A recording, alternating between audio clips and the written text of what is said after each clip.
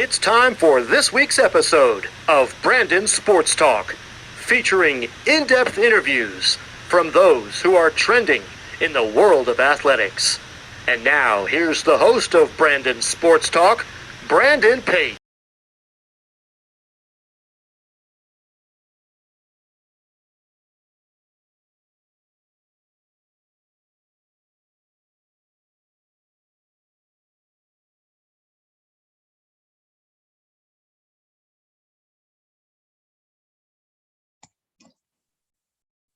Welcome back to Brandon Sports Talk. In today's episode, I have the privilege to interview the Tulane head swimming and diving coach, Coach Leah Stancil. How are you doing today? I'm great, thank you. Thanks for having me. Thank you. Can you talk about how you knew that you wanted to start coaching college swimming? I kind of fell into it by accident. Originally, I wanted to be a sports psychologist, and my original plan was to get my master's in sport and exercise psychology and then get my PhD in counseling psychology. But while I was getting my master's in sport and exercise psychology, my dad passed away. So I ended up going and getting a job in swimming and coaching, because I felt like that was the one thing that I had a good handle as to how to do, or at least I knew about swimming enough to coach. So my first start was at Savannah College of Art and Design, and I ended up loving it.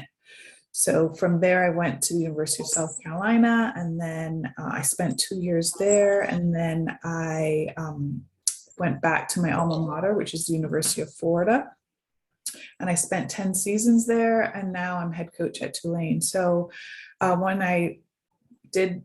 I coached at Savannah College of Art and Design, I felt I really enjoyed it, and I felt like I could even make a bigger impact than I thought I could. And so I stayed with it.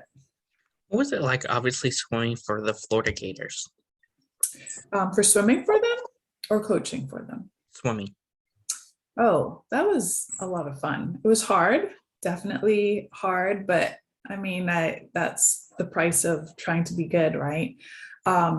But it was great. We had a good time. Gainesville is home away from home for me. I'm originally from Barbados, and so Gainesville, Florida is home away from home for me. So yeah, it was a great experience. What was it like getting to swim in the SEC and swim against teams such as Georgia and South Carolina? It was fun. It was high intensity, high energy. SEC championships is probably one of the more high level of energy conference meets. I've only participated in 2 or 3, so I'm not familiar with ACCs, but it was awesome. It was a high level of competition, and it was a good prep for getting ready to compete at NCAAs. What was it like, obviously, getting a grad assistant job at your alma mater of Florida? So my graduate assistantship was actually, it was at Florida, but it was with a specific academic department. So it wasn't with the team in particular. So I actually taught at the time, I don't think they do it anymore, but at the time the school had like swimming classes. And so I was a GA for that. What was it like going to Savannah College to become an assistant coach? Well, I love Savannah. Savannah is one of my favorite cities to live in. It was a really great experience, especially for my first year of coaching. I really enjoyed working with the athletes there. They taught me a lot. I would like to think that I taught them stuff. But that was a really great experience for me, a very positive experience. Of course, after Savannah, what was it like going to South Carolina Gamecocks and getting back in the SEC? At that point, I think for me, it was just a chance to grow more in coaching. So at the time, I wasn't really thinking that it was a step back, a step into the SEC, but it was fun because I had competed in that arena. So now being on the other side of it was a very interesting and learning experience for me, without a doubt. What was the feeling like when you went back to your alma mater to become the head coach? Oh, I wasn't a head coach at Florida. I was an assistant coach at Florida. Yeah, so I was one of the assistants at Florida. But it was an honor. It was an honor to be able to go back to Florida and work there as my alma mater, as it was my alma mater. As I mentioned earlier, Gainesville is one of my, it's like home away from home. And so I got married right before I moved to South Carolina. So, and my husband also went to the University of Florida. So for us, it was an exciting time. Of course, what was that feeling like as a coach going back to your alma mater and being on the pool deck instead of in the pool? It was fun. I mean, to be honest, it was really fun because I didn't have to be in the pool doing the work. So it was a good time. I mean, I loved working with the coaches that I worked with, and I loved working with the athletes that I worked with. Did it feel, obviously, to leave your alma mater and get your first head coaching job? It was tough, but it was an adventure to go on. You know, it was a new challenge. Definitely, being head coach can be very challenging, but it's exciting at the same time. So I was nervous but excited to be able to do that. What was the feeling like when you became the head coach for Tulane?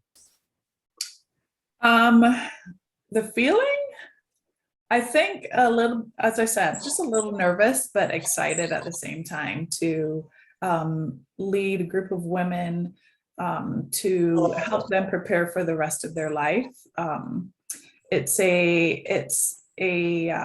challenging experience to be able to do that, but it's also a very rewarding experience to be able to do that. What was it like, obviously, going from the SEC to now the Conference USA? Well, it's now the American. And so we're not in the Conference USA. The Tulane is actually in the American Athletic Conference. And it's been great. It's been a great learning experience. And I don't have much to complain about at all. I mean, it's been fun. The SEC obviously has more teams than the American, but that's okay. What's it like, obviously, in the American Conference to coach against teams like ECU? It's been exciting. It's been great. It's a good competition. We have a good time. Our conference meet has been very exciting, being able to compete against ECU, Houston, Cincinnati, SMU. It's been a great experience. How has it been like, obviously, being on the pool deck as a head coach now? It is good, and it's stressful, and all the emotions associated with it. It's tough being the leader, especially during a time of when it's COVID and all these unknowns are happening, but it's also very rewarding to see my athletes perform and do their best. What does a typical swim meet look like for Tulane? Oh, it's just like any other college meet. We usually have dual meets during the season, an invite in November, and then conference in February, and with the hope that eventually someone will qualify for NCAAs. So it's like any other college meet. Our team does a really great job of cheering and supporting each other and creating energy on the pool deck to make sure their teammates perform. Who are some of the non-conference teams that you face on a typical swim meet? Let's see. Well, now Rice is now going to be part of our conference, but they were a team that we usually swam against every year. Everyone else are our conference competitors. We compete against West Florida. Next year, we're going to be competing against North Florida. Sometimes we've competed against Georgia Southern, but the majority of our competitors are within our conference. Can you talk about, of course, the culture that you've built as a head coach for the Tulane swimming program? I'm sorry, say that again. Can you talk about, of course, the culture that you've built as a head coach? Oh, yeah. So it's important to us that we have 5 expectations. And one is to be positive, which is good and useful thinking. That's really important. Resilience is key for us, and that's bouncing back from adversities. Being competitive, courageous, and confident. All of those are the 5 expectations that our team has. But the number one thing that's very important to me is communication, being able to communicate with myself and with teammates, with professors. That's a very big value that we have. What does the recruitment process look like for those prospective student athletes looking to go into college swimming? Oh, goodness. I think it's kind of up to them as to everyone has their own process. But communication, of course, is probably really important to communicate with coaches and to get information from whatever school that they're looking at. It's important to look and see what is ideal for the recruit and how that school fits into that ideal situation. What are some of the things that you look at in prospective student athletes when on the road? Oh, goodness. I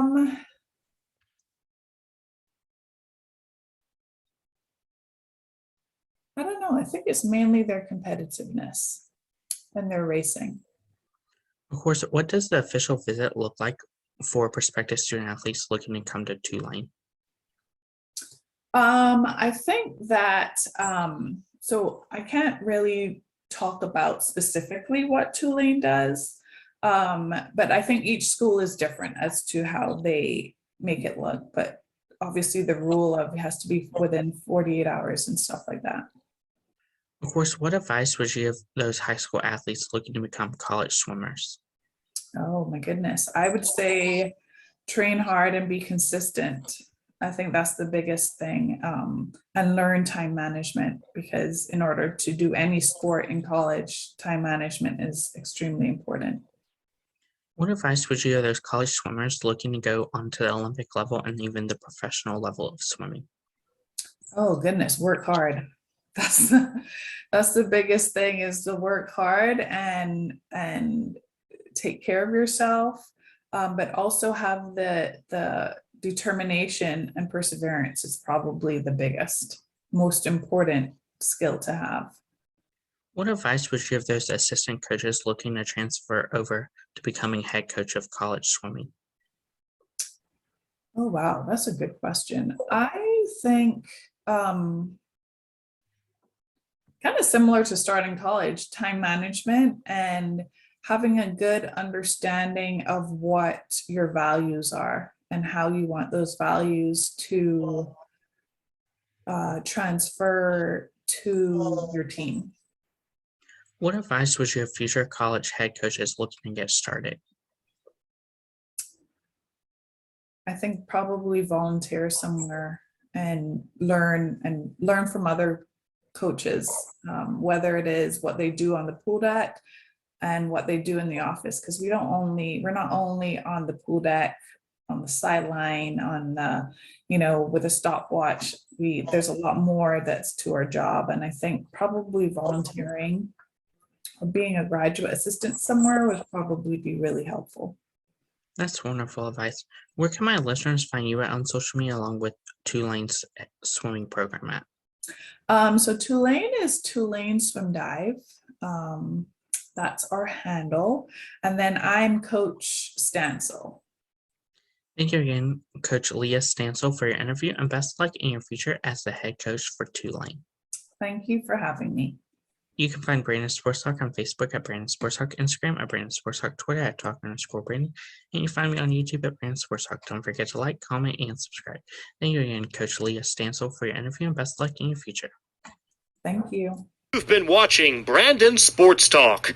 Please feel free to like, share, and subscribe to Brandon Sports Talk on social media and on YouTube.